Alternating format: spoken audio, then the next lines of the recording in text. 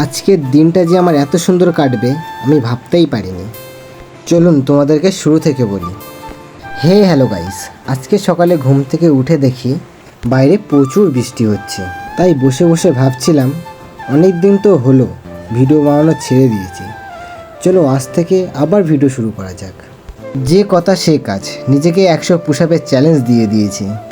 তারপরে বইটাকে হালকা করে ফ্লেক্স করে দিলাম, গামছাটা মাথায় বেঁধে যাচ্ছি বাগান দেখতে।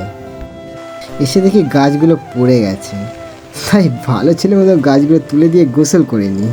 তারপর তাড়াতাড়ি রেডি হয়ে নিয়েছি অফিসের জন্য। তার মাঝখানে চলে আসলো দুষ্টু পোলাপানের ভিডিও কল।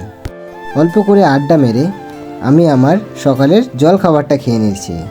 ছাতা নিয়ে বেরিয়ে পড়লাম অফিসের উদ্দেশ্যে। কাজ করতে করতে কখন যে লাঞ্চের সময় এসে গেল আমি বুঝতেই পারিনি। আমি লাঞ্চ করি, তোমরা আমার মিনি ব্লগ দেওয়ার জন্য চ্যানেলটা সাবস্ক্রাইব করো। দেখা হচ্ছে নেক্সট কোনো ভিডিওতে। টাটা।